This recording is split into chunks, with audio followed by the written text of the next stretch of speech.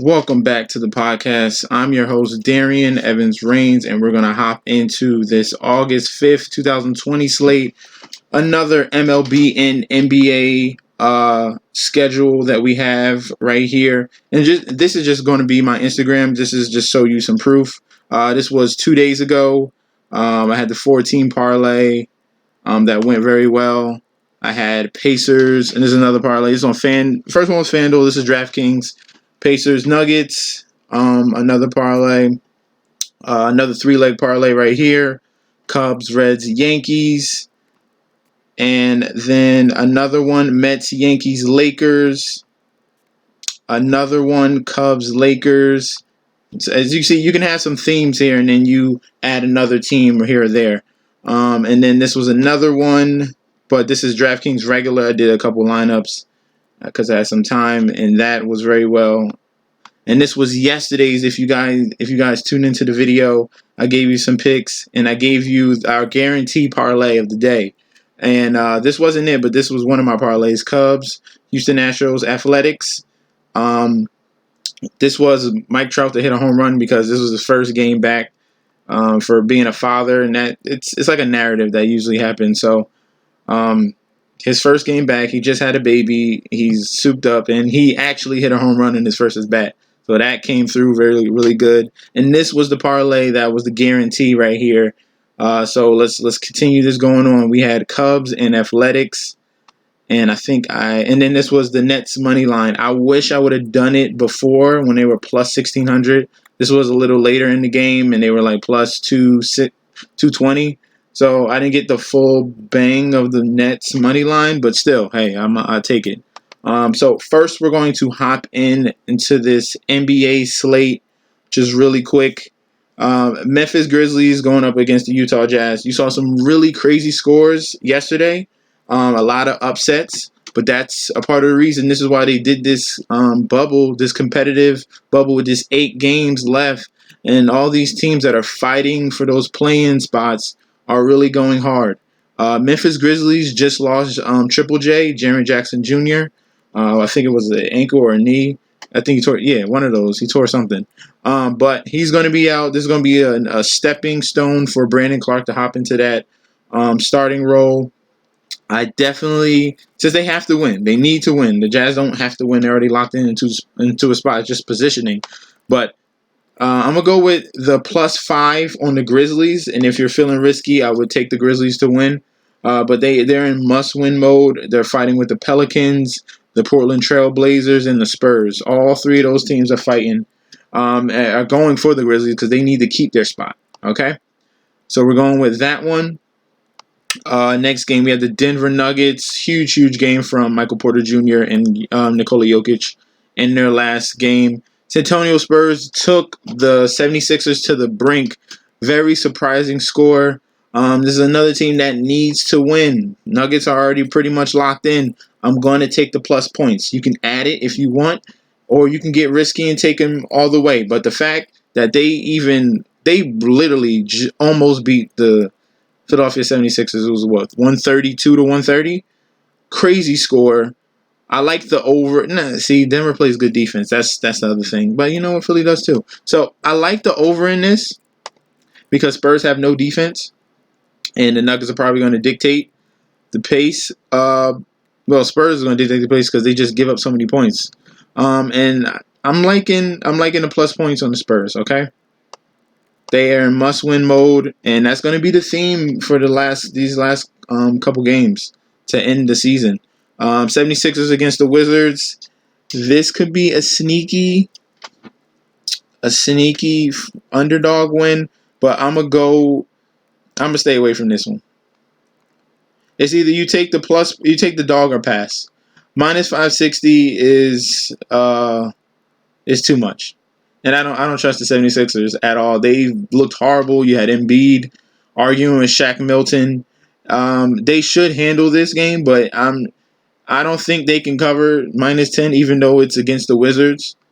And I'm not trusting the money line. Why would I? That's horrible. That's not good. We're moving on. We're going to OKC against the LA Lakers. LA Lakers have locked in that number 1 position in the Western Conference. OKC Thunder, adjusting for position. Um, I think the Lakers, even though they clinched it, they want to stay consistent. They need to get gelling with the new additions of J.R. Smith and Deion Waiters. They need to get that bench going. They have Rajon Rondo coming back soon. They really need to get this well-oiled machine going. I think consistency would be good. They might sit one of the stars, either AD or LeBron. So, so I would go with the plus points. I would go +6, or I would just go with the money line of the Lakers. Okay, because Thunder play really tough. Chris Paul, SGA, Danilo Gallinari, Steven Adams. They're going to need him big today because he's going to be dealing with AD and Dwight Howard down there. So I would go with either the +6 or the money line on the Lakers. Next game, we have the Toronto Raptors going up against the Orlando Magic. Orlando Magic really let me down yesterday. They didn't show up at all, and this is a back-to-back, and the Raptors are the hottest team. I think they're still undefeated. They're the hottest team in that bubble. So we're just going to go with the money line here. Money line, and I'll probably take the points on the Raptors. Van Vliet is a monster. This team is just stacked. Siakam, Van Vliet, Lowry is it's just too much. Serge Ibaka off the bench. Yeah, we're going with the Raptors. And then last but not least, you have to wait on information for this game. Kemba Walker's already out, so it's going to be Brad Wanamaker starting at point guard. Another thing is we don't know if Caris LeVert and Jared Allen are going to play in this game. Obviously, they made a huge upset against the Milwaukee Bucks, so why not? Why not go back at the Nets again? Why not take the points if you want to be safe? And I think it's a good option. Both teams are on a back-to-back, so no excuses here. You see how hard the Nets play, even without the 2 stars, and actually 5, 6, 7 stars that are out right now. This is just a tough team. And the safer play would be the 8.5, or if you just take the Celtics just to win. But if you want to be risky, you just wait on the news. Wait on the news, okay? You got to wait on that one. All right? So those are going to be my basketball picks. I already went through that. MLB is going to be next. And this is a large slate. I'm going to show you some new information here. This is from RunDFS.com, which I'm affiliated with. Please, if you like what you see right here, all this information breaking down of each baseball team, please go to RunDFS.com and sign up. This is very, very valuable, especially if you need just like information on any pitcher that's going up against lefty-righty splits. It's all here. Averages, everything. So the first game we have is the Twins against the Pirates. We got Randy Dubnak right here going up against Trevor Williams. The Pirates are a very, very bad team, and Trevor Williams is not a very good pitcher. As you can see against lefties, he has a 6 xFIP and a 335 average. So that's a huge problem. It doesn't get better against righties as well. Randy Dubnak on the other side has pitched well so far this season, and the Twins are a stacked offense, and you don't want to go against them pretty much often. They're probably going to make it to the ALCS, and we're going with the Twins today.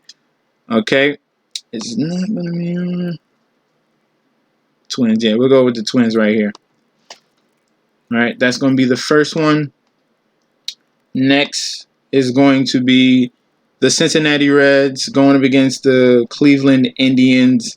And TJ and Tone going up against Mike Clevenger. Mike Clevenger is an elite ace with huge strikeout. If you can see it right here.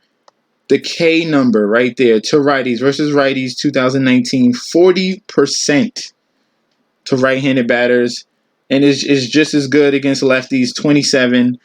He's going to be facing at least even amount of righties to lefties going up against the Reds. And I'm going with the Cleveland Indians in this. The pitching is far superior on the Cleveland Indian side. And TJ Antone struggles against lefties, and they got plenty of switch hitters on the Indian side.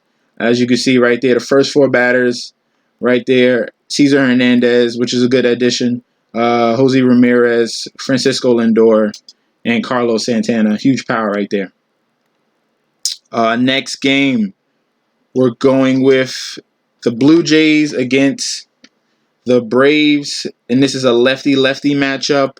Hyun-Jin Ryu, who's new acquisition from the Dodgers, going up against Sean Newcomb, who's a newer pitcher for the Braves, but struggling much for some reason. He did come out at the beginning of his career, like 2 years ago, hotter, but I don't know what happened. And he struggles against righties. That 4.66 xFIP right there doesn't strike out. You would like more strikeouts against right-handed at-bats. And like I said, yesterday they didn't come through for us, the Blue Jays, against the lefty. Today, I believe they will, with Bob Bichette, Teoscar Hernandez, Lourdes Gurriel. These guys should be able to take advantage of Sean Newcomb and the fact that he cannot pitch the righties. Gives up at least a home run per 9. And on the other side, Ryu is a very solid pitcher. Nice ground ball rate. That's what his bread and butter is. Not a huge strikeout guy, but he's going to get those ground balls. And we're going to go with the Blue Jays in that game. Next is going to be the Cubs, who came through for us yesterday, going up against the Royals. They're going to be in Kansas City. We got Hugh Darvish going up against Chris Bubik. Here is this an outclass in talent like we had yesterday with the Cubs. I understand Hugh Darvish is a little iffy against lefties with power, but that the K rate is what I like here. Okay, the K rate is what I like here. And the Royals have some strikeout batters. They got Jorge Soler strikes out 26% of the time. Ryan O'Hearn strikes out 24% of the time. Franchi Cordero strikes out 30%. Alberto Mondesi strikes out 30%. Brett Phillips. The list goes on and on. You get the point. Okay? And huge K guy. Lefties for you, Darvish, is 26.9%. And righties is at a 36 clip. Okay? He might give up a home run here or there, but he's going to get you those Ks. And the bats that are on the Cubs side should surpass them and lead them to a victory. So we're going with the Cubs there. All right. Next, we have the Brewers, the Brew Crew, who's been struggling up and down. You really want to choose them. Going up against Dallas Keuchel, who is a lefty, going up against the righty right here. Dallas Keuchel is not the same pitcher he used to be. The White Sox came through for us yesterday. It was a great upset victory. This time, I'm going with the Brew Crew right here. I'm going with the Brewers. I think these righty batters can get to this lefty. As you can see, he declined in his year from 2018 to 2019 with now he has a 281 average and now over 1 home run per 9 and a 4.43 xFIP.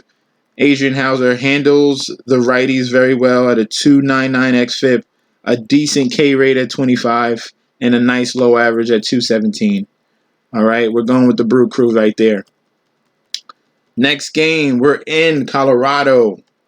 John Gray. I'm a huge fan of John Gray. I'm kind of biased in this.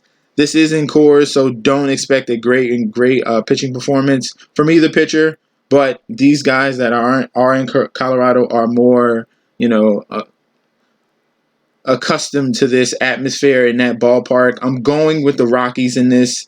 Logan Webb is just not ready, especially against righties. 1.62. You see that red? Red is bad. Red is bad.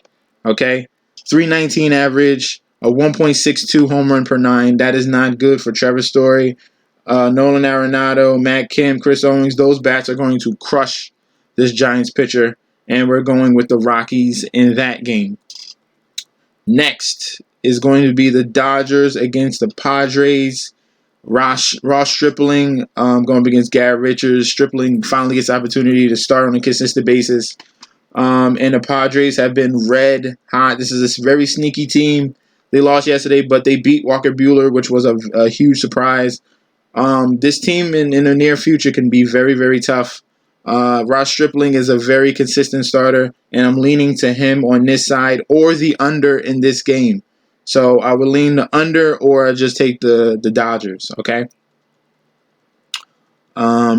Next game, we have the Texas Rangers, who struggle mightily against the Athletics. They gave up a grand slam to lose yesterday. Athletics came through for us.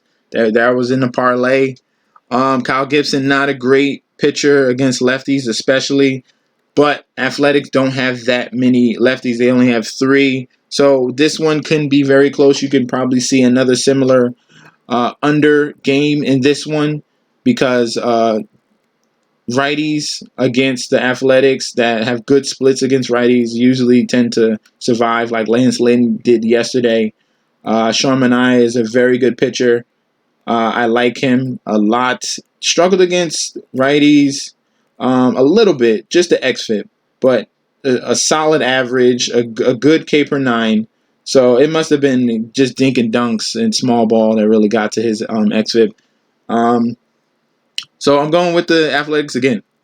The Texas Rangers have a tendency of losing against the Athletics in Oakland. It's just their history, and they're struggling. They're struggling right now.